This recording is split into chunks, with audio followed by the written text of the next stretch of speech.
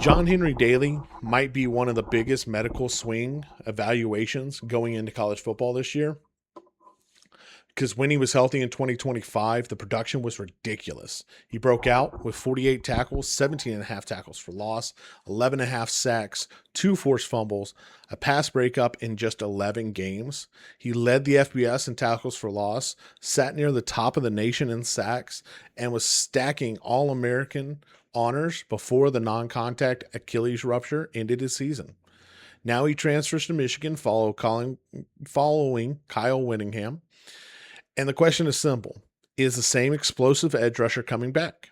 Because the tape shows speed to power, bend, pressure, production, and surprisingly firm edge against the run. But the Achilles injury, lighter frame, and missed tackles keep the grade measured. Today we're breaking down John Henry Daley, my edge number 8, and why the pass rush tape is real and why the medical could decide everything this season. Before we get into it, make sure you hit the like button, follow along, subscribe. As we keep putting in this work on Draft Yoda, we are on our way to 100 prospects before college football kicks off. Welcome back. Currently we are looking at John Henry Daley, sitting at an 8.79 out of 10, number 72 overall, edge number 8 going into this college football season. And it's one of the toughest edge evaluations in this range because the football player is easy to like. When he was on the field in 2025, he was one of the most productive edge rushers in college football. Double-digit sacks, huge tackle for loss production, and generated pressure in bunches. He had major games against UCLA, Baylor, and a couple others. Bent the corner, converted speed to power, set the edge better than you would expect for somebody of his size, and looked like a player who was going to fly up draft boards. But then the Achilles injury happened, and now the entire evaluation has changed. It's not because the tape got worse. The tape is still good. It's because the trait that drives his game is explosion, get off, bend, and burst. And the ability to turn the corner, all of which requires an Achilles to be healthy and strong. So, is it healthy? Football runs deep in the Daley family. His father, Neil, played linebacker at BYU. His brother, Michael, plays defensive end at Rice. His uncles played, former BYU players, Football background is super real in that family. That's not a player who came to the sport late and learned the culture from scratch. He grew up in it. He grew up around it. And going to Lone Peak High School in Utah showed the production early. His production showed in high school. He was only a 3-star recruit, number 9 prospect in Utah. But as a senior, he put up 22 sacks and 82 tackles. 22 sacks in a high school season is not normal. Tells you the pass rush instinct was there. The ability to find the quarterback is there. The motor was there and the finish was there. Signed with BYU, then served a 2-year mission to Brazil. And that matters to the timeline because it's not the same kind of development that other players who sign in redshirt go through. His path was different. Returned and played 3 games in BYU in 2023, and transferred to Utah for 2024. Sat behind some players, getting a couple meaningful snaps, but never really hit it until 2025. In 2025, he broke out. Through his 11 games, 48 tackles, 70 and a half tackles for loss, 11 sacks, 2 forced fumbles, and a pass breakup. At the time of the injury, he was leading the FBS in tackles for loss and sitting second in the nation for sacks. That's elite production. Not just good, elite. He was on all the watch lists. He was Walter Camp, first team All-American, AP, second team All-American, first team All-Big 12. There was just everybody was paying attention to what he was doing. The injury happened in late November against Kansas State, and it was a non-contact Achilles rupture, and that's a dominant variable for this evaluation, and there's no way around it. For some positions, the Achilles injury is serious, and for edge rusher, which is built on explosion, it is almost everything. You know, the pass rush depends on the first step. The bend depends on lower body flexibility. The cornering depends on the ability to plant, lean, and accelerate. Speed to power depends on explosion through contact. So when you do the daily evaluation now, you're evaluating two things at the same time: the tape before the injury and the recovery after it. And the tape says this dude should be a day 2 pass rusher. The medical will decide if that's true. He moved to Michigan for the 2026 season following Kyle Whittingham. Michigan gives him a major national platform. You know, nothing against BYU or Utah. They are not at the names brand stake that is Michigan. They don't play in the Big Ten, which is a powerhouse conference. They don't have the recognition with the normal fans that Michigan has. And that kind of spotlight is going to either going to help him, or it's going to shine a light on his injury and his recovery. His pass rush production is something that truly makes him special to me. You know, having one of the best pressure seasons in the edge group before the injury, 51 pressures, 11 and a half sacks through 11 games. That's hard to ignore. Sacks can be noisy. Pressure volume shows whether a player is consistently winning, and Daley was consistently winning. He was not just falling into cleanup sacks. He was affecting the protections. He was forcing tackles into stressful positions and creating pressure week after week. And that's why the 51 pressures, on more than the 11 and a half sacks, stand out to me. Is because he was there. He was getting into it, and he was affecting the play even when he wasn't getting home. You know, the UCLA game is one that really should be circled if I was in his camp. 2 sacks, 7 total pressures, and that's how he opened the year. You know, it matters because it was a breakout. It wasn't a slow build.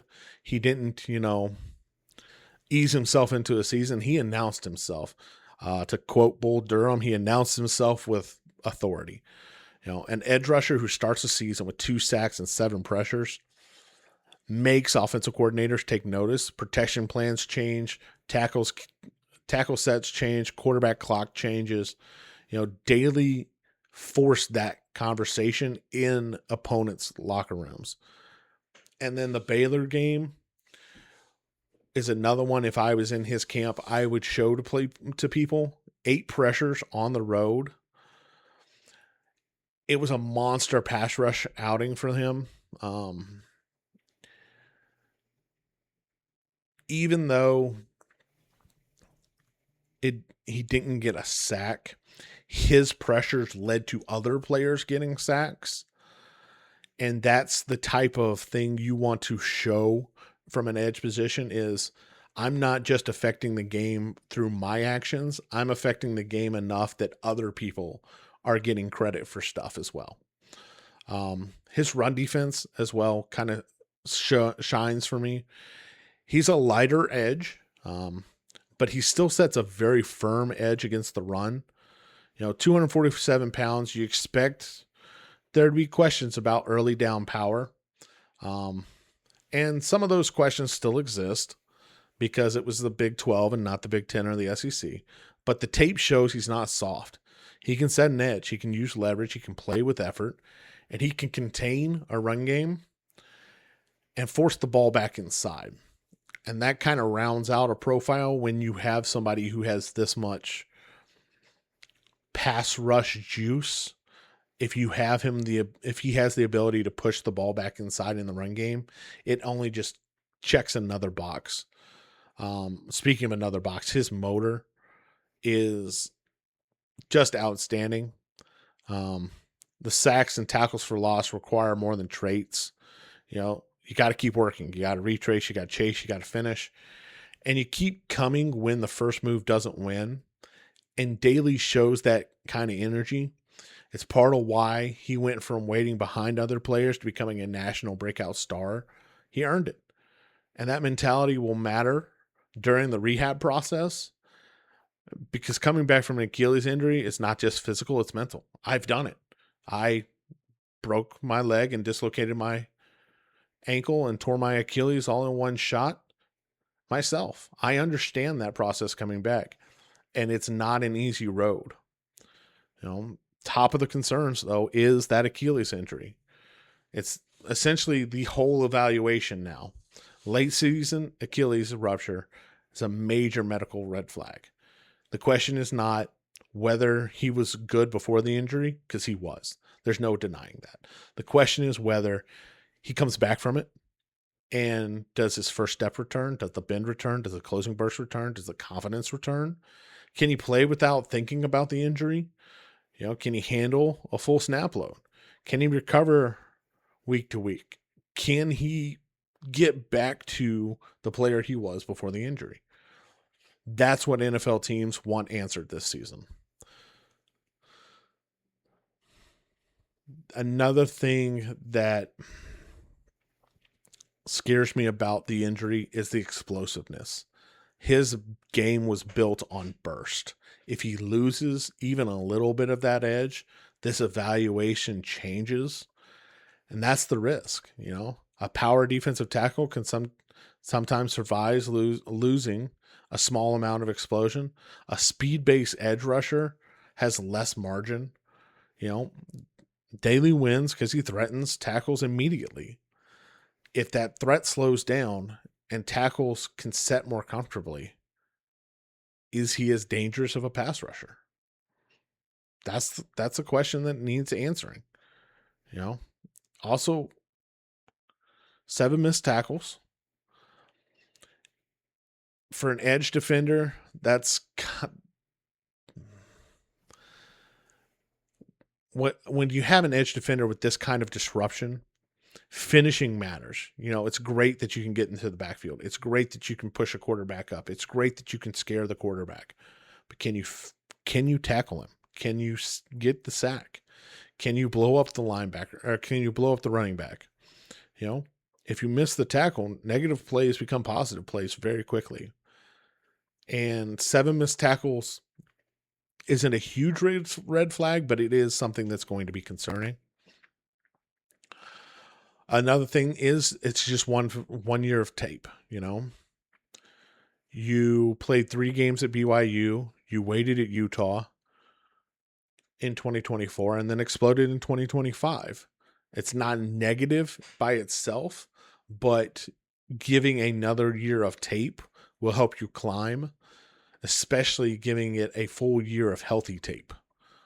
And that's what 2026, the checklist is very clear.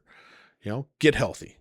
Show the first step is back. Show the bend is back. Show the closing burst is back. Hold up against the run. Add functional strength. And clean up on those missed tackles. Prove that 2025's breakout was not a one-year moment before the injury. If he does that, he's going to climb fast. Michigan gives him the stage. Kyle Whittingham gives him the continuity. And if his body gives him a green light, Daley is this type of player that could climb very quickly in the draft class.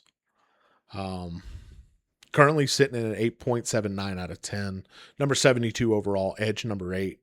Explosive, productive edge rusher with bend, speed, power, pressure, tackle for loss production, and enough run defense toughness to project beyond purely, a speed rush specialist.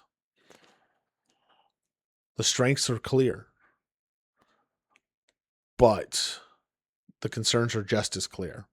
The Achilles injury is absolutely 1A on that list of things you need to prove. The frame is a little light still, 247 pounds. The recovery timeline clouds this projection. And the missed tackles have to be cleaned up. But if John Daley gets back to the player he was before the injury, Michigan has a difference-making edge rusher. And when Michigan has a difference-making edge rusher, they usually end up climbing very high in a draft. That's what I think of John Henry Daley. Is he one of the best pass rushers in college football? How much should the Achilles injury affect his grade? How much can Michigan help him rebuild his stock and climb in this edge class? Drop your thoughts in the comments down below. If you enjoy these player evaluations, make sure you hit the like button, subscribe to the channel as we keep putting in this work on our road to over 100 prospects before college football kicks off. As always, I am Draft Yoda, Bill Workman, your favorite draft nerd's favorite draft nerd. And we'll catch you guys in the next one.